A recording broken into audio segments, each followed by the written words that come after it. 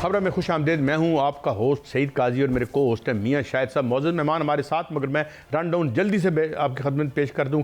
भारत के अरब ममालिक से पाकिस्तान पर बायकाट रुकवाने के लिए दबाव डाल रहा है और अमेरिका ईरान का मिसाइल प्रोग्राम क्यों महदूद करना चाहता है। उधर ईरान का एटमी प्रोग्राम से दस्तबरदार होना क्या बहुत बड़ी गलती बात, लोग कह रहे खुदकुशी होगी। और लाहौर में पतंगबाजी भी क्या उमरा का खेल रह गया है। मैं जल्दी से इस तरफ अपना इंट्रो शॉर्ट करके आ रहा हूँ कि हमारे साथ पाकिस्तान के मायानाज लेग स्पिनर गुगली बॉलर जनाब मुश्ताक मौजूद है। Thank you very much Mushtaq भाई, आपने हमें वक्त दिया। मैं स्ट्रेट आता हूँ मुश्ताक भाई। एक तो ये आप जब क्रिकेट में आए थे, जाहिर है हर किसी का हक है, हर प्रोफेशन में पैसा तो होना ही चाहिए, मगर जूं जूं आपके बाद का वक्त आया तो उसमें बहुत इसकी सराहियत हुई और आज ये है कि एक इंपीरियलिज्म बन गया है भारत। एक लगता है जैसे क्रिकेट का एक साम्राज्य इंपीरियलिज्म है। तो आप कैसे समझते हैं जो हम रजिस्ट कर रहे हैं किस हद तक जस्टिफिएबल है और उसके क्या अच्छे नताइज निकलेंगे और हम मोनोपोली तोड़ पाएंगे? मुश्ताक भाई। बिस्मिल्लाहिर्रहमानिर्रहीम, बहुत शुक्रिया आपके शो में मुझे इनवाइट करने का। आपने कहा इंडिया पावरफुल था। अब ये जो पाकिस्तान ने डिसीजन लिया है, बड़ा बोल्ड डिसीजन लिया है, इसमें कॉन्सिक्वेंसेस आ सकते हैं, थोड़ा नुकसान हो सकता है, मगर इस वक्त मेरा ख्याल पूरी दुनिया को ये पता चल गया है कि when you stand firm for your dignity और रिस्पेक्ट, आई थिंक जिस तरह नासुर हुसैन ने ट्वीट की है, उन्होंने कहा कि जब पावर इंसान को मिलती है तो उसके ऊपर रिस्पॉन्सिबिलिटी बढ़ जाती है।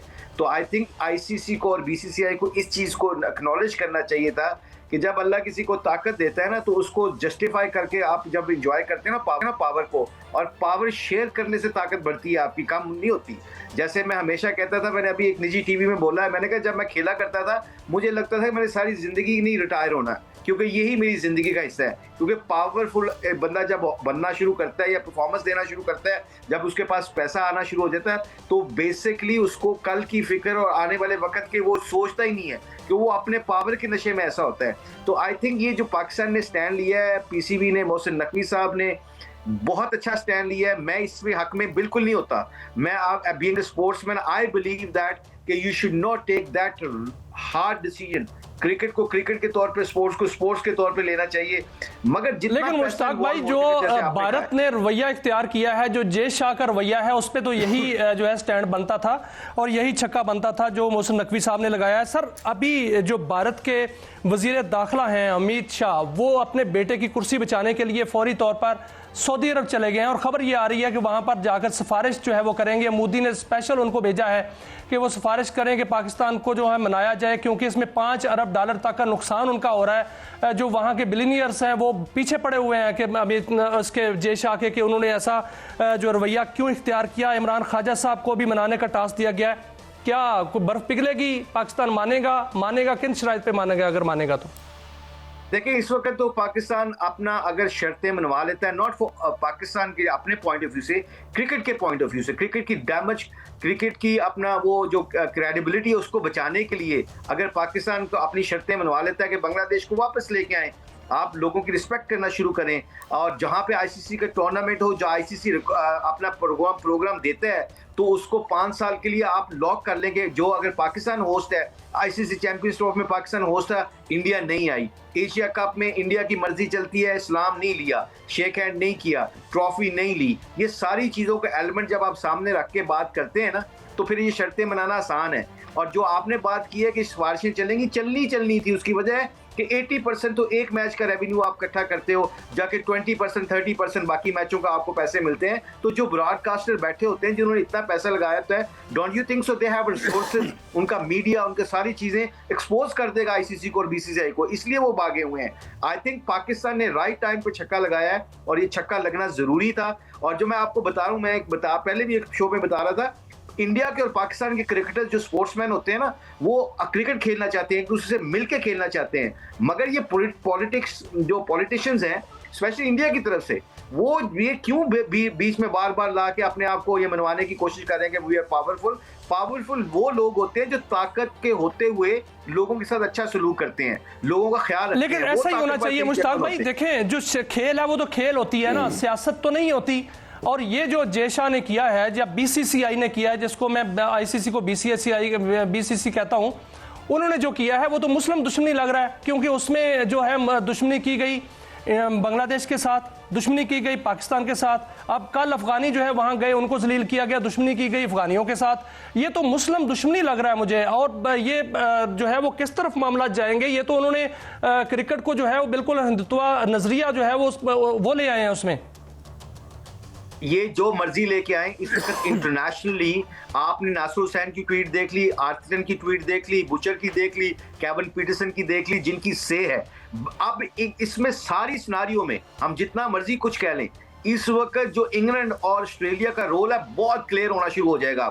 अब इंडिया और ऑस्ट्रेलिया, इंग्लैंड और ऑस्ट्रेलिया को ये बात मानना पड़ेगी कि they should actually tell ICC and BCCI, look, गलती होना बुरी बात नहीं है, हम मरते दम तक गलतियां करेंगे, मगर इस गलती का खमियाजा यही है कि आप टेबल के ऊपर बैठे, जो हो गया उस पर माजरत करें। कोई भी माजरत करने के बाद कम्युनिकेशन से सारी चीजें हल हो जाती हैं। पाकिस्तान हो सकता है 15 फरवरी को खेल ले, अगर वो अपने पाकिस्तान की शर्तें मानता, और क्रिकेट खेलना बुरी बात नहीं है। और इस वक्त पाकिस्तान का momentum cricket point of view भी बहुत अच्छा चल रहा है। 2020 में 3 व्हाइट वॉश करके 3 मैच जीत के वो जा रहा है, तो सारी दुनिया की नजरें लगी हुई हैं। सर खबर तो आपने बड़ी दी है कि शायद हम जो है वो मैच खेलें और भारत माफी मांगे। ये खबरें भी आ रही हैं कि भारत माफी मांगेगा, और अगर भारत माफी मांगता है तो पाकिस्तान को खेलना चाहिए। लेकिन अगर पाकिस्तान नहीं खेलता तो आपने कहा इसके नताइज होंगे, तो क्या उस वक्त नताइज नहीं थे जब भारत ने जो है वो पाकिस्तान के साथ खेलने से इनकार किया था? तो उस वक्त कहा गया था कि उनकी हुकूमत का फैसला है, अब भी तो हुकूमत का फैसला है। अब देखिए, पावर जो यही तो करवाती है, पावर समिति के मुझे कुछ नहीं हो सकता।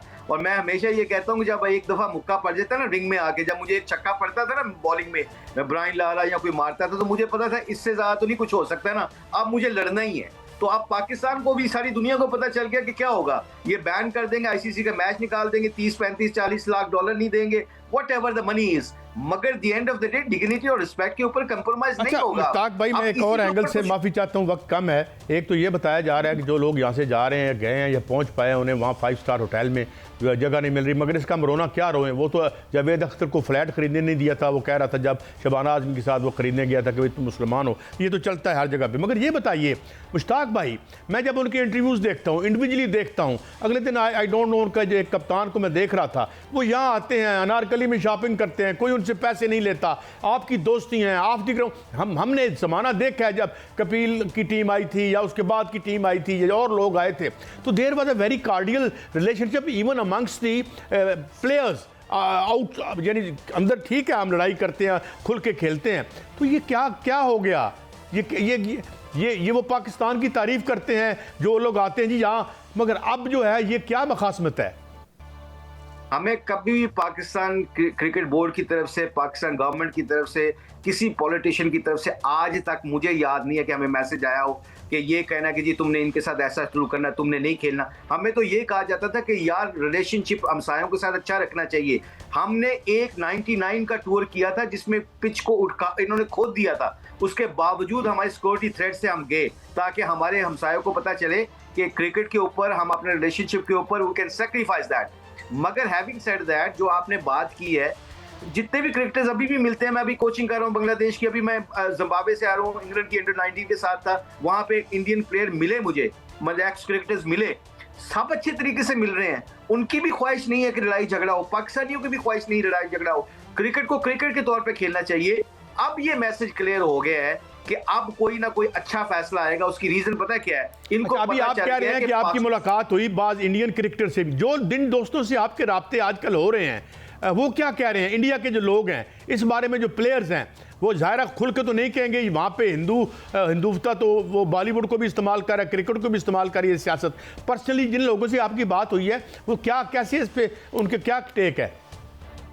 99.1% जो खिलाड़ी होता है ना, स्पोर्ट्समैन होता है, वो उसका दिल नरम होता है, वो जितना मर्जी हार्ड खेले ग्राउंड के अंदर, वो सारे चाहते हैं कि क्रिकेट होनी चाहिए। मैं परसों मेरा ख्याल कपिल भाजी का मैं सुन रहा था, इंटरव्यू सुन रहा था, वो भी कह रहे थे कि यार स्पोर्ट्स को स्पोर्ट्स रहने दो, क्रिकेट खेलो। हमारे क्रिकेट खेलने से रिलेशनशिप अच्छे होंगे, क्रिकेट फैंस को क्रिकेट देखने को मिलेगी। पाकिस्तान और भारत के मैच में रेवेन्यू होता है, पूरी दुनिया में वो रेवेन्यू शेयर होता है, तो सारे लोग यही कहते हैं कि खेलना चाहिए। अब आपने बिल्कुल बात ठीक है, कई दफा पॉलिटिकल आपका मीडिया, आपको उनका मीडिया या हमारा मीडिया, कोई भी XYZ आप ले लें, जब वो इस तरह की वो बात करने की कोशिश करता है, अपने इंसाफ की बात करने की कोशिश करता है, तो उसके ऊपर चढ़ाई कर देते हैं। अब मतलब उसने मुस्तफीज ने उसको निकाला, उसने शाहरुख की टीम ने निकाला, तो शाहरुख को उन्होंने कह दिया कि ये क्या कर रहा है फलां, इसने क्यों रखा है इस तरह। इस तरह आप थोड़ी मुल्कों को चलाते हैं, इस तरह थोड़ी पावर अपना दिखाते हैं।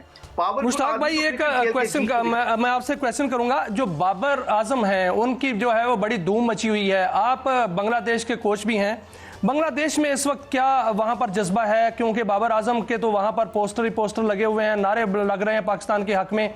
जब पाकिस्तानी टीम गई तो उन्होंने फकीदुल मिसाल जो है वो इस्तकबाल भी वहां पर किया।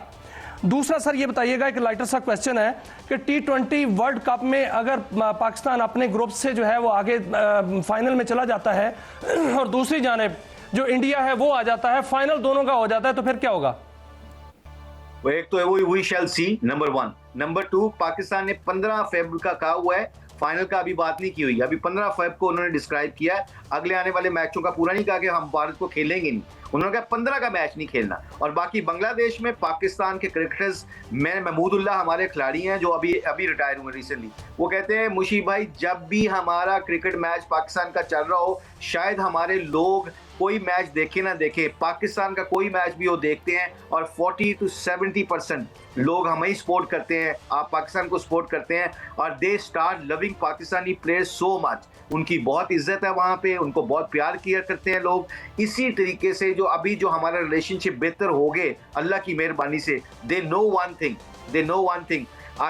एशिया कप में बांग्लादेश ने पाकिस्तान की अपना सपोर्ट किया था, मोहसिन नकवी साहब को, जब ये अफगानिस्तान और श्रीलंका और इंडिया नहीं आना चाह रहे थे, मीटिंग नहीं करना चाह रहे थे, उस वक्त इफ यू रिमेंबर वो सारे कह रहे थे कि एशिया कप कैंसिल हो जाएगा, मगर बांग्लादेश ने उस वक्त स्टैंड लिया।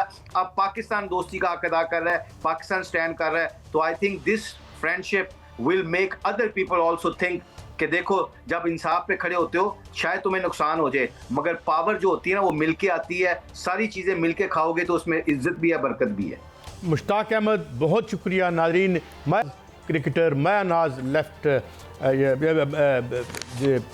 बॉलर हमारे जो उन्होंने हमें वक्त दिया और सही बात की। हम क्रिकेट खेलना चाहते हैं, सियासत को बाहर निकालें, और जिस तरीके से हमने देखा कि ना खिलाड़ियों के दरमियान मुनाफरत है, ना आवाम के दरमियान मुनाफरत है, ये गंदी सियासत अपने तक बाहर रखे जो ये जो कर रहे हैं, और खेल को खेल रहने दें। एक ब्रेक है, ब्रेक के बाद वापस आते हैं। तो अमेरिका ईरान के मिसाइल के पीछे पड़ा हुआ है, बंद हो पाएगा?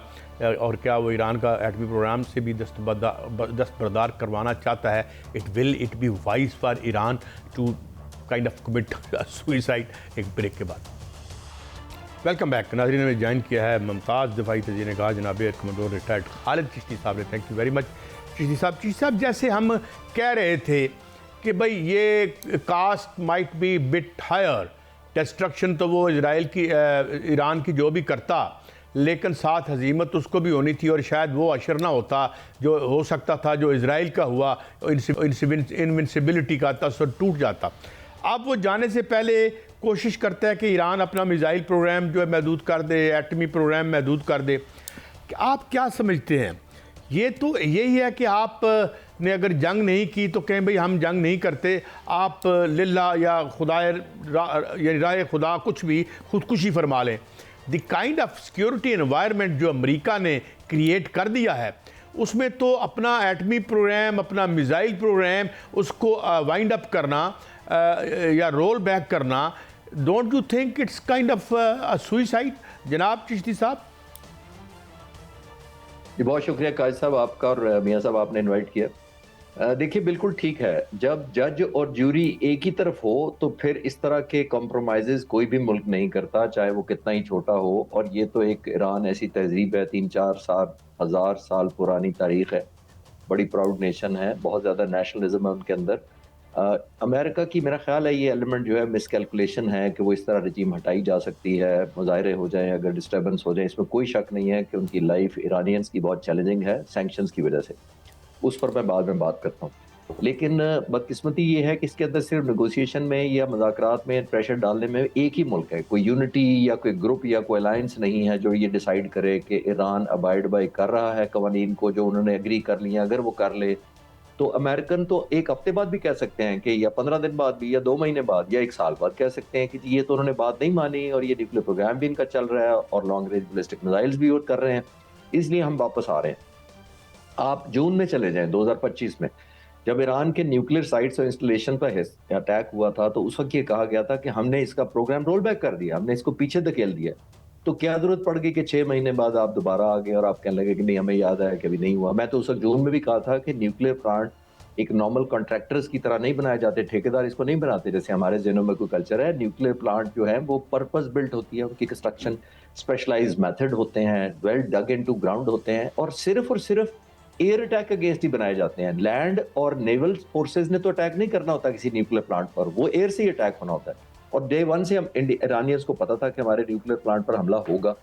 तो इस तरह उस वक्त भी मैंने कहा था कि ये कामयाब नहीं हुआ होगा, लेकिन वो जाहिर बात है वो अपने लोगों को उन्होंने कुछ तो दिखाना है कि इतनी बड़ी फोर्स है। B2 हमने उठाए थे, बहुत डिफरेंट बेसिस से हम लेकर आए थे, और कितना हमने मैसिव डिस्ट्रक्शन की, लेकिन at the end of the day फिर वही हो रहा है। तो ये कोई भी मुल्क नहीं करता। और जैसे मैंने अर्ज किया कि जज ज्यूरी और सारा कुछ अगर आप खुद ही हैं, तो फिर ईरान कैसे कॉम्प्रोमाइज कर ले। यूक्रेन की मिसाल हमारे सामने है, जब उसने अपने न्यूक्लियर वेपन सरेंडर किए थे, और आज आप देख लें क्या हालात है, इतने अरसे से जंग हो रही है और कोई मेजरेबल रिजल्ट अभी तक वो अपने हक में नहीं ले सकते। लेकिन चिश्ती साहब, अमेरिका या इजराइल ईरान के बैलिस्टिक मिसाइल से खाइफ क्यों है, और वो क्यों कह रहे हैं बार बार के जो बैनुल बरआज़मी मिसाइल प्रोग्राम है उससे पीछे हटें?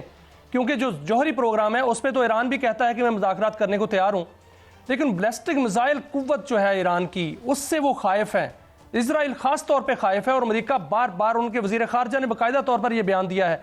क्या वो डरते हैं कि कहीं वाशिंगटन हिट ना हो जाए, कहीं तेल अवीव हिट ना हो जाए, या कहीं इजराइल सफा इस्तीसना मिट जाए अगर उन पर हमला किया तो?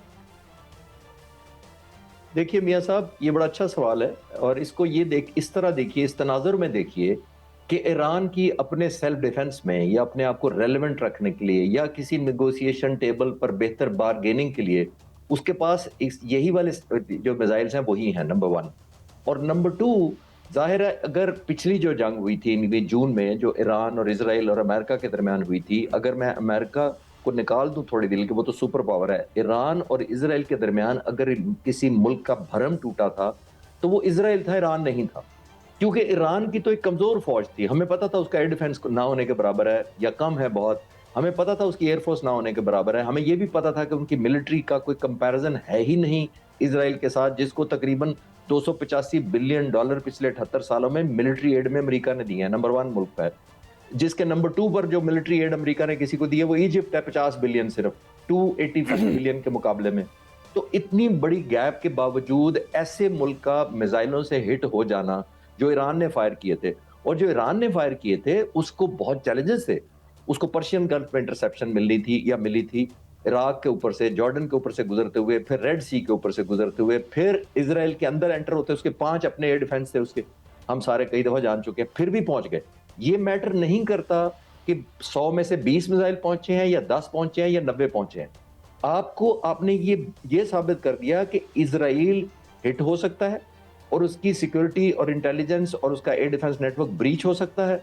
यही काफी बड़ा मैसेज था, और उसी से वो जाहिर है इजराइल बुनियादी तौर पर घबराता है, क्योंकि चांसेस ये हैं कि अमेरिका पर हमला नहीं करेगा ईरान उन वैलिड, जो उनके लिए वैलिड वो समझेगा। मैं वैलिड इसलिए कह रहा हूं कि जब ईरान पर अमेरिका हमला कर देता है तो वो हर टारगेट जो उसके सराउंडिंग में अमेरिकी इंटरेस्ट का है या अमेरिकी बैक्ड है, वो लेजिटिमेट टारगेट समझेगा ईरान उसको। और जैसे मैं पहले भी शायद बता चुका हूं और दोबारा रिपीट कर देता हूं कि अमेरिका के अपनी सरजमीन से बाहर तकरीबन 702 एयर बेसेस और सैटेलाइट्स और स्टेशन हैं जिन पर वो ऑपरेट करता है। 702, अगर 702 के तमाम लेजिटिमेट उसके लिए हो जाएंगे, और उसमें से बहुत सारे गल्फ एरियाज के अंदर भी हैं, तो ये मैं कहना चाह रहा हूं कि अमेरिका को एक एम्बैरेसमेंट बहुत होगी। और मैं कल भी शायद मैं बात कर रहा था, और आजकल मैं अपने डॉक्यूमेंट्री अपने चैनल के लिए भी एक बना रहा हूं, और उसमें मैं यही उसका टाइटल भी ये रख रहा हूं कि why US is not attacking Iran. उसकी वजह यही है कि उसकी प्राइस, अमेरिका का अगर भरम टूट गया सुपर पावर का, तो बहुत बड़ी कीमत है जो लोग माफ नहीं करेंगे उसके। जी सर, और आखिरी सर बिल्कुल यही खौफ है जी, एक मिनट मियां साहब, यही खौफ है। दूसरी जानिब सर, कल जो है वो शी जिनपिंग और सदर ट्रंप की बात हुई, और चाइनीज सदर ने बड़ा सख्त पैगाम दिया उनको कि ताइवान की तरफ जो है वो नहीं देखना, ना उनको फैसला जो है वो देने के लिए। मोहतात हो जाए अमेरिका, इसको किस तनाजुर में देखते हैं? सर दूसरी ये भी खबर आई है कि जब ड्रोन जो मार गिराया है वहाँ पर अमेरिकन फोर्सेस ने, जो उन्होंने दावा किया ईरान का, तो उन्होंने अपने हदफ जो है वो मुकम्मल कर लिया था, अपनी डाटा ले लिया था।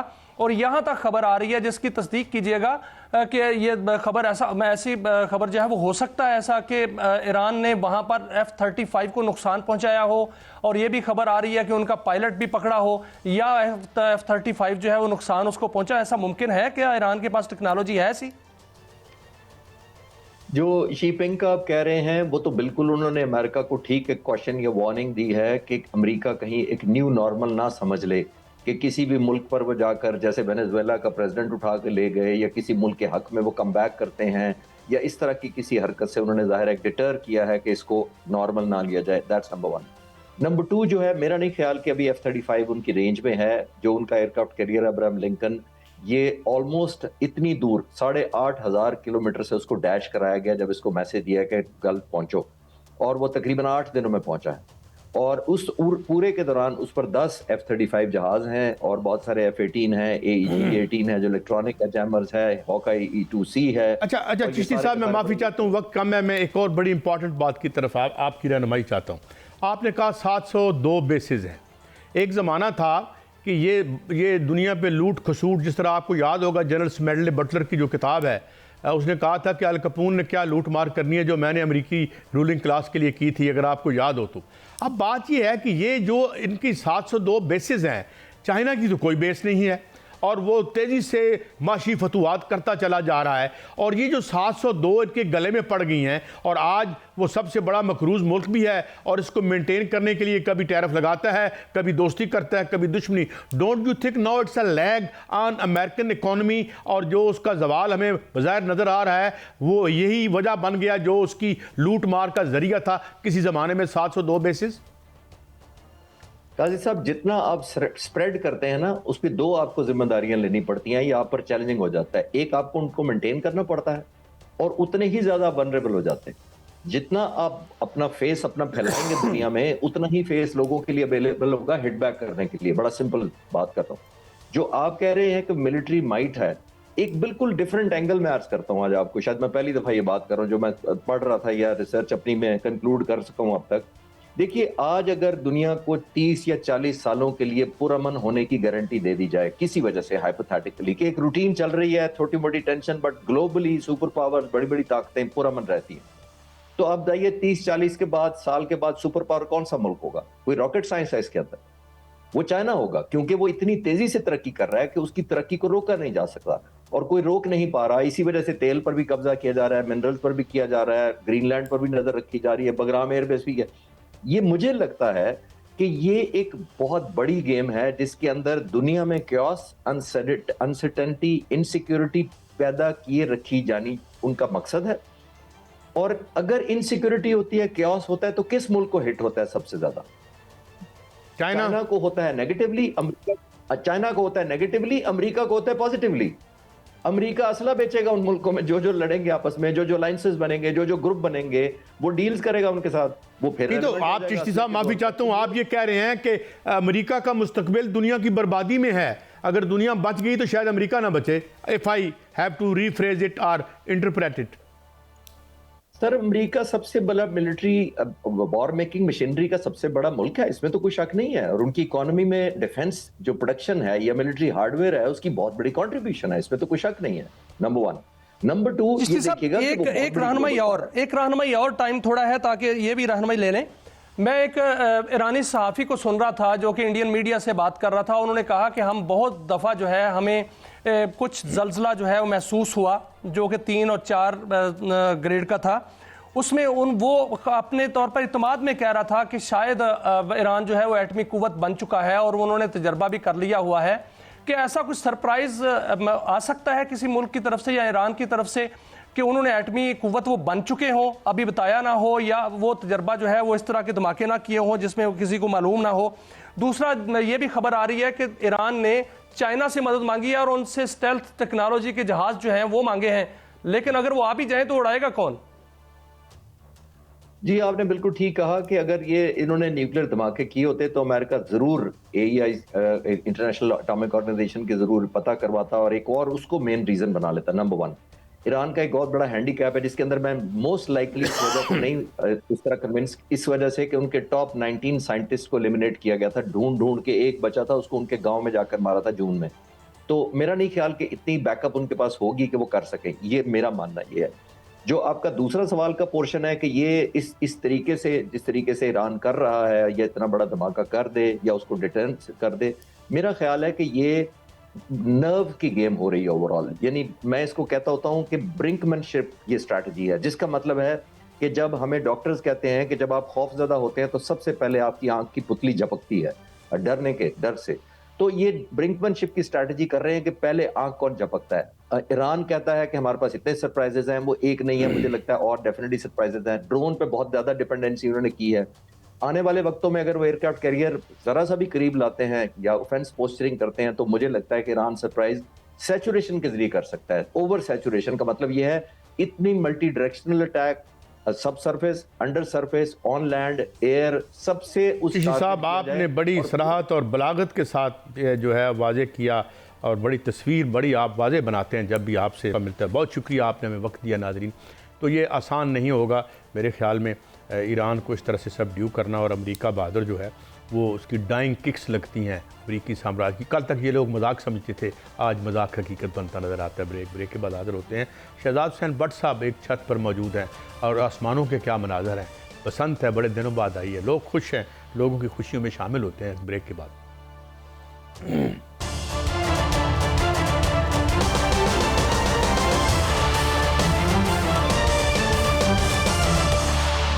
वेलकम बैक नाज़रीन। इस वक्त हमारे लाहौर के ब्यूरो चीफ एक बड़ी रोशन और बड़ी खूबसूरत छत पर मौजूद हैं जहाँ पे बहुत से पतंग और पतंग के शायकीन मौजूद हैं। भट्ट साहब, आप मुझे सुन पा रहे हैं? जी काजी साहब, मैं आपके साथ हूँ। अच्छा, तो बताइएगा, कर रहा हूँ इस वक्त। माशाल्लाह, ये बताइएगा इर्द गिर्द क्या मनाजर हैं और किस तरह से, क्या एंथुजियाज्म है, क्या जोश है, क्या जज्बा है? काजी साहब, जो जोश और जज्बा है वो इतना दीदनी और वलवला मैं आपको बयान नहीं कर सकता। मैंने 20 साल पहले बसंत मनाई थी, मुझे याद है वो बसंत पे भी जोश। और अब जो नई जनरेशन आ गई है, और आपको तो पता है 50% से ज़्यादा आबादी हमारी नौजवानों पर मुश्तमल है, ये पहली दफ़ा देख रहे हैं कि बसंत तनाई डालना, गुड्डा क्या है, डोर कैसा है, पतंग कैसी है, पिन्ना कैसे पकड़ना है, पिन्ना तेज़ हवा में गिर जाएगा। ये देखें मेरे पीछे एक छत है, ये एक रिटायर्ड DSP है मियां साकिब साहब, उनके घर के ऊपर मैं इस वक्त हूँ। और यहाँ पर पूरी छत के ऊपर कम से कम कोई 500-700 को पतंगे हैं, को गुड्डे हैं, कोई डोरे हैं, पिन्नों की एक भरमार है। और ये भी शौकीन आदमी हैं, पहले भी उड़ाते रहते शहर में। अब ये इस वक्त गार्डन टाउन में ये घर है, यहाँ पर छत पर मैं मौजूद हूँ और हर तरफ पतंगों की बहार है।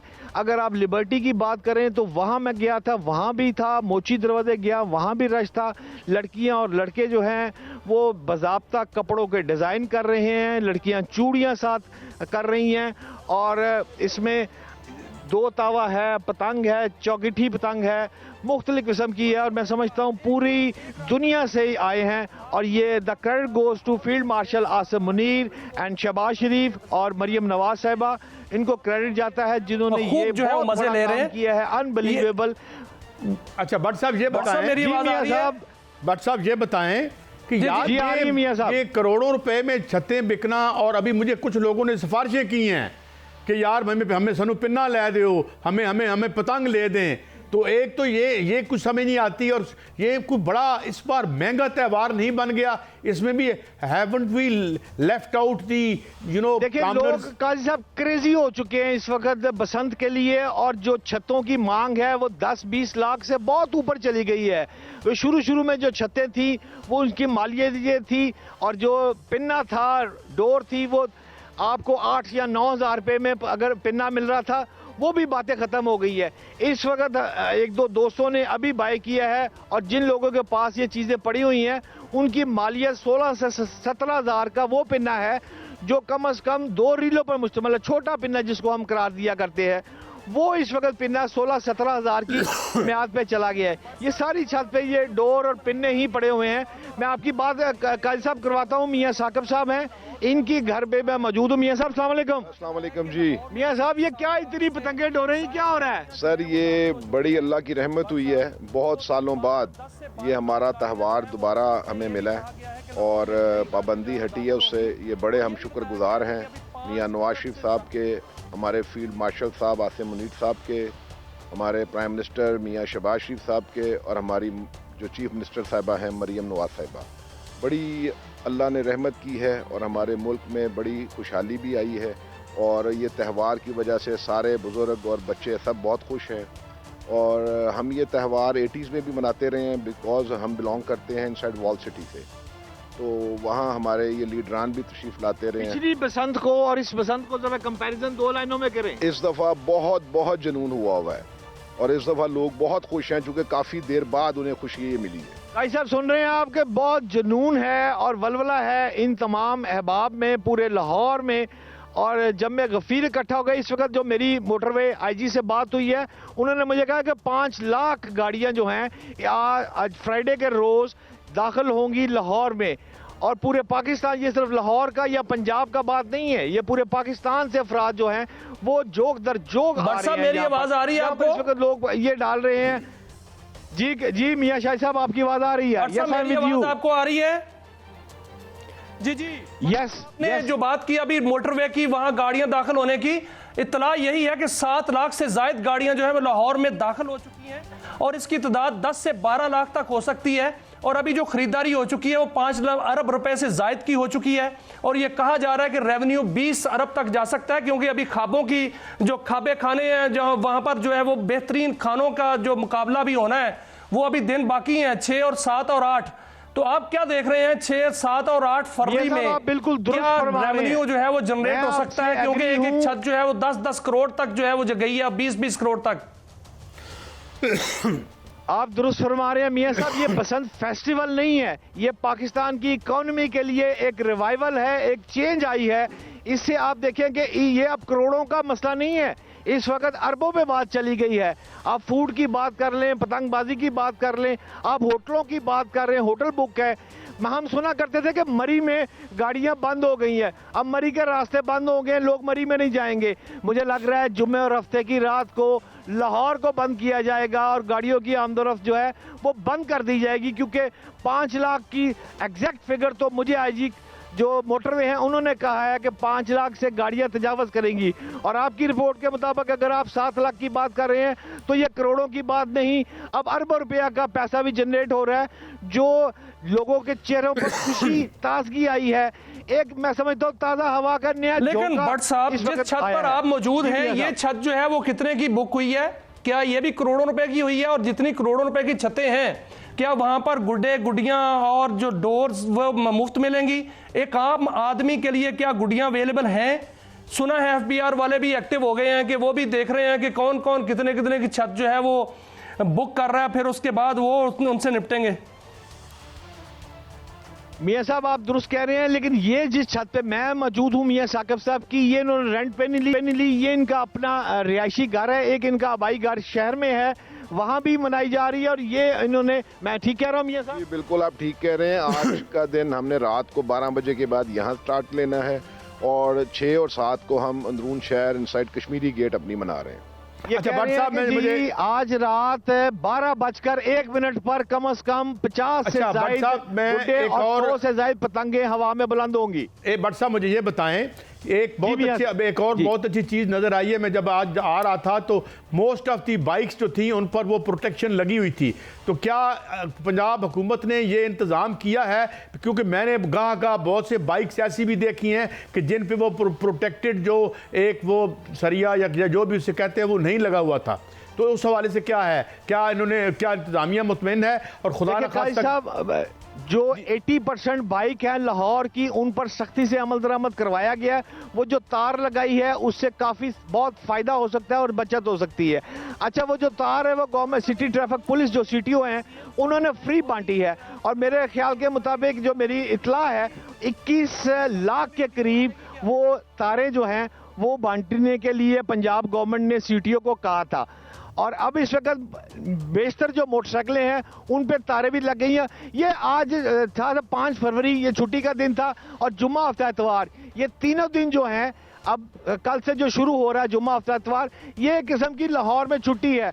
यहाँ पर तो मजीद गौरी साहब सदर हैं रक्षा एसोसिएशन के, उन्होंने 700 रक्षे लाहौर शहर में खड़े किए हैं जो लोगों से पैसे नहीं लेंगे, मुफ्त रक्षे की। इसी तरह आप डाइवो की बात करें, और इसी तरह आप ग्रीन बस की बात करें, या आप ऑरेंज ट्रेन की बात करें जो लाहौर में चल रही है, तो पंजाब गवर्नमेंट जो है उसको भी फ्री कर रही है ताकि आने और जाने में लोग बाइक का इस्तेमाल ना करें। जी काई साहब। और क्या जो खुद अगर जो नहीं है, जिन्होंने वो नहीं लगाई हुई प्रोटेक्शन, उनको क्या ऑफ रोड करने का भी कोई इंतजाम है कि उन्हें रोक दिया जाए या उन्हें एडवाइस किया जाए कि वो इस दिनों में ट्रैवल ना करें? काजी साहब आप ठीक कह रहे हैं, रोकने के लिए सख्ती तो इंतहाई है। नए आईजी ने चार्ज संभाल लिया और उसका आते ही पहला टास्क जो है आईजी पंजाब का, वो यही टास्क है कि उसने 3 दिन की बसंत जो है वो अल्लाह की रहमत से सेफ निकालनी है।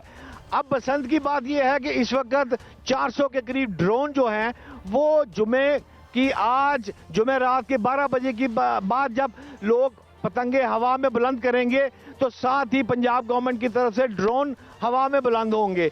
वो ड्रोन जो हैं वो मॉनिटर करेंगे कि बाज़ाब्ता किस छत से कौन सी केमिकल की डोर उड़ रही है या नहीं उड़ रही है। और इसी तरह सब इंस्पेक्टर के लेवल को ये इजाज़त दी गई है कि अगर किसी जगह हुल्लड़बाजी हो रही है तो उस घर में वो मुदाखलत कर सकता है। जी काई साहब। बहुत शुक्रिया भट्ट साहब, और खुश रहें खुशी से, और मैं हिफाजत से अपने तमाम लोगों से हमारी गुजारिश है कि बड़े अपने जो हिफाजती इक़दाम के साथ अपनी खुशी मनाते रहें। कभी कभी खुशियाँ इधर भी आएँ, वतन अजीज़ में गाह गाह आती हैं। बहरहाल इजाज़त दीजिए, ये हफ्ते का आखिरी शो, मंडे को फिर मिलेंगे। अल्लाह हाफ़िज़।